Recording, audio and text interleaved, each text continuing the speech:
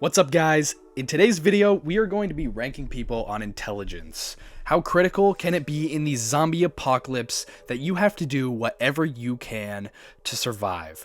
We got masterminds, as in the best of the best. Steady, as in, they're not the best of the best, but they can make themselves through the apocalypse. Underestimated is characters that you wouldn't initially think as intelligent in the apocalypse. And the lowest, as in, guys, it's not that they're bad, it's just their strategy in combat is way better than their intelligence in the real world. Let's start off with Rick Grimes. Rick Grimes is an initial leader. Right off the bat, he's already in a group and he's the leader. Alright, we just met this guy. He woke up in the apocalypse from a coma. He doesn't know anything about zombies. Let's make him leader. Is that crucial? I mean, come on. Do you really want this guy to be your leader? Yeah. This guy seems like he would help you through the apocalypse all the way. And he would do anything for you and sacrifice whoever just for you. This guy is a top tier leader, and his intelligence in the zombie apocalypse can help him get through anything. He has made himself out of any combat situation you could think of, but he ends up blowing himself on the bridge, which is kind of an L. Let's put him at masterminds. Next up, we got Daryl Dixon. This guy is not even in the comics, and already he's a main character once Rick leaves. This guy starts off as a guy who just wanted to steal a camp from a group with his brother and ends up becoming the best friend of the leader. He ends up fighting Beta and pushes him down a elevator shaft. Do you know how insane that is? This guy goes through the entire apocalypse with a non-automatic weapon. He just shoots them with his damn crossbow. He ends up using just his knives in season 10-11. That's insane. Put him at Mastermind right now. Next up, we got Carol. She starts off as a housewife, but now she's a crucial leader. Do you remember when she got them out of Terminus? Boom. If she didn't get a sniper, blow up or an RPG, she got an RPG and she blew up Terminus and rubbed dirt all over her face or guts. If she didn't do that, all of the cast members would be dead and we wouldn't even have the zombie apocalypse.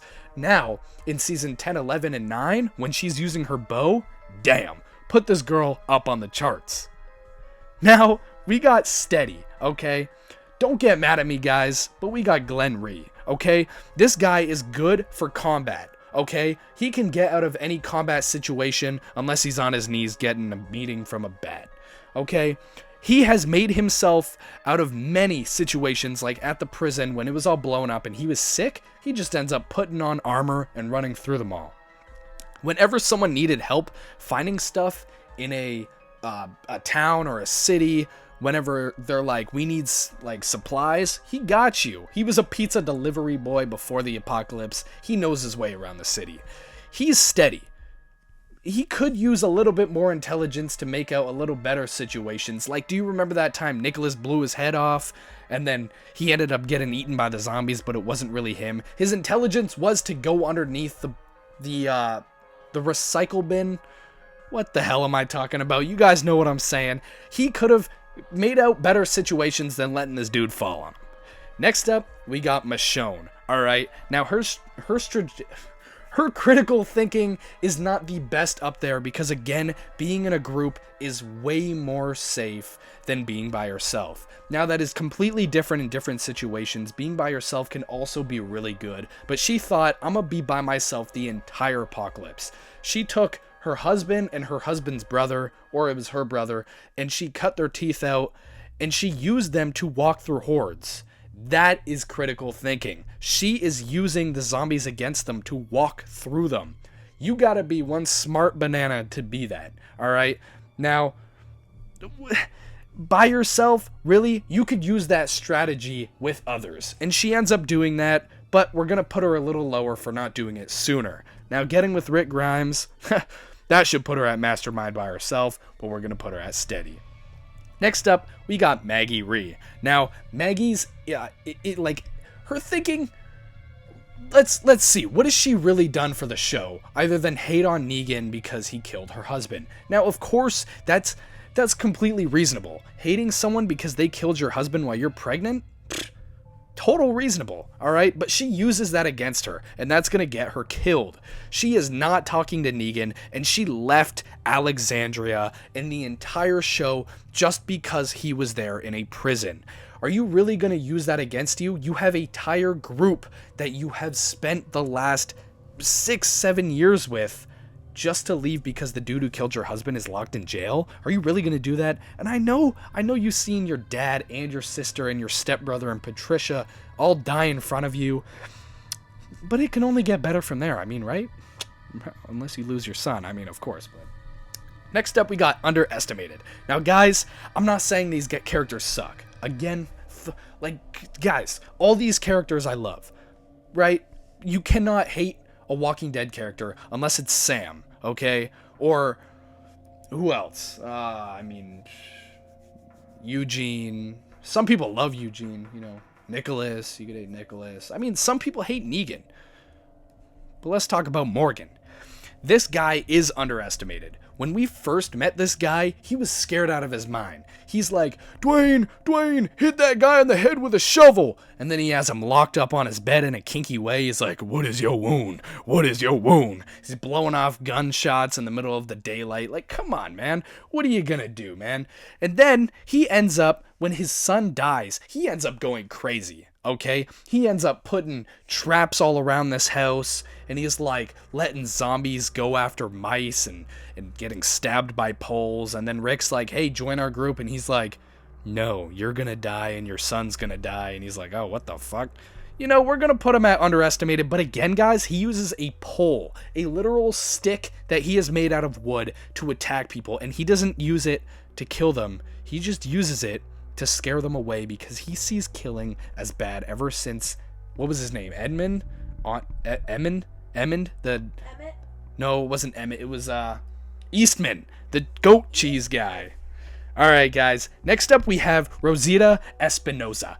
Now, this girl, pretty good at combat. Was she before the apocalypse? No, she used her looks to get around. In the apocalypse before the apocalypse said by, I think it was Abraham who said that, but once Abraham met her, he saw her for the upgrade that she could have. He didn't see her for her looks, and he used that against her, and he got her to become the person she is today. He taught her how to become strategic with weapons, and he taught her how to use them good. Underestimated. She wasn't this before, but she is now. Negan Smith. All right, this guy has balls of steel, and he has a bat wrapped in barbed wire. This guy is pretty insane, but again, his leadership is not crucial, as in he is killing people for his own people, for killing his people, for killing their people. That's not what you really want. You want a leader that you can trust, like Rick Grimes, who will do anything to protect you. Rick Grimes put him in jail just to show how you can make a change without killing people, because that's what Carl wanted. Carl would have been a great leader as well. But because of this, Negan's gonna have to go and underestimated. Alright, guys. For lowest, I'm gonna say this one last time. I'm not saying these characters suck. Some of them do. But at the lowest, I'm saying they are good in combat, but their intellectual thinking is not that good, okay? We're gonna talk about the governor. Now, the governor ended up killing all of his group, entirety of Woodbury, and burning it, just because Rick took some of his guys. And then he has his daughter locked up in her closet, and he's like still combing her hair, but she's a zombie. She's not gonna grow hair, she's dead, bro.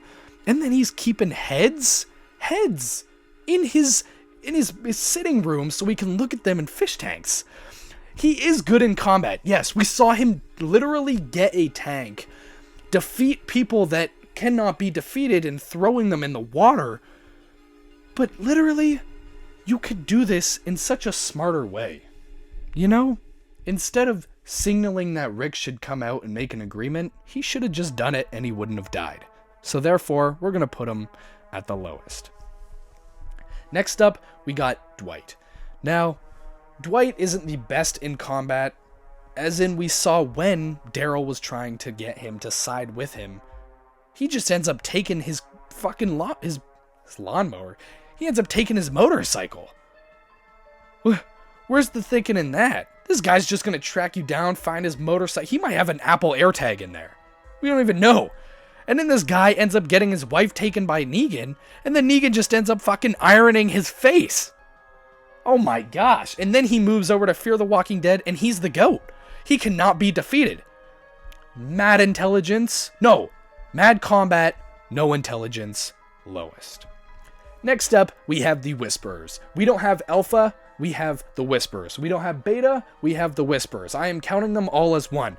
The Whisperers. Why are they the lowest? Because their combat sucks. Their thinking is out of this world. Taking off someone's dead face and putting it on yours? Oh my gosh, how can you think of that? That is the smartest thing you can do in the apocalypse. If you need to live, find a way to where you can blend in with the zombies. We saw that in episode 2, Guts, when Rick and Negan put guts all over themselves just to walk through a horde. That's smart because if you grab a walker head, they're going to think you're a zombie, okay? Intelligence is out of this world. What's that? I said Rick and Negan. I meant Rick and Glenn when they rubbed guts on them. Now, guys, their intelligence is out of this world. But their combat, I mean, come on. They threw balls of gasoline at Hilltop and then threw arrows on them with fire. What is that going to do? Burn down their place? That's not going to kill anyone. And if you want, like, okay, think of this. You have mad intelligence because you can walk with zombies.